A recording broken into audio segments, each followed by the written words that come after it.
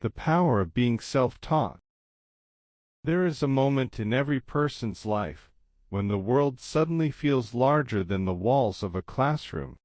It is the instant when curiosity becomes stronger than routine, when the desire to understand grows beyond the limits of what is taught. In that silent moment, the self-taught spirit is born. To be self-taught is not merely to study alone.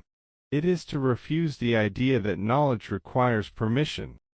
It is to believe that the human mind can expand by its own will, without curriculums, without titles, without external validation. Self-education is the purest act of intellectual freedom, for it springs from the natural impulse to discover. Every child begins as a self-learner. Before attending any school, they observe, imitate, experiment. They learn to walk without teachers, to speak without manuals. They learn because they must, because they want to. With time, that impulse is tamed. Society teaches us to wait for instructions, to seek approval, to measure our worth by others' scores. Little by little, curiosity is replaced by conformity.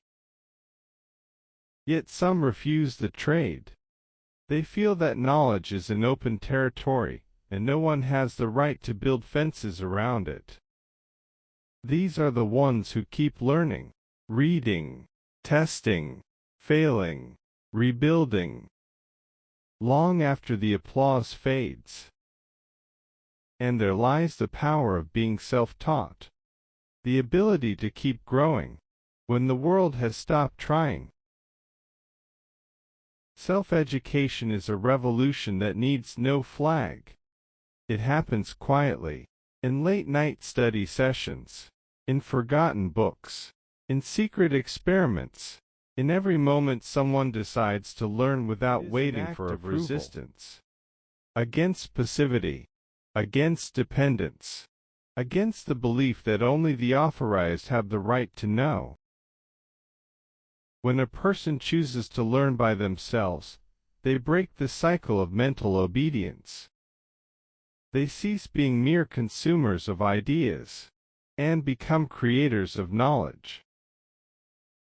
That is threatening to every structure built on control, because the self-taught cannot be told what to think.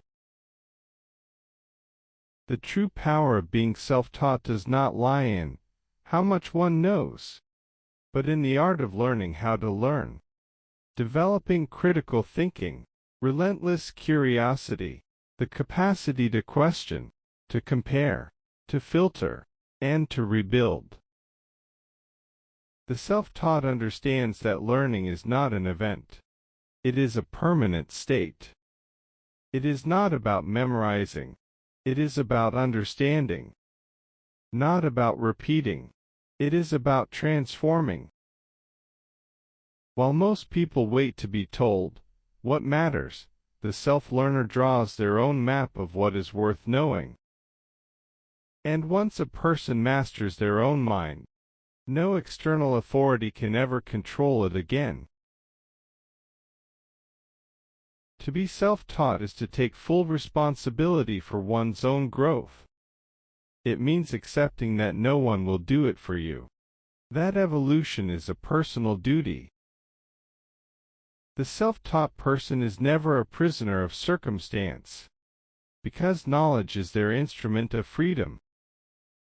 The more they learn, the more choices they have.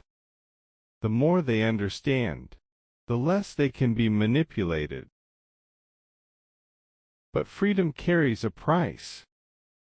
Discipline. And in the end, the greatest teacher you will ever have is yourself. Within you lies a mind capable of mastering anything, given the will, the focus, and the patience. The power of being self-taught is the power of being infinite.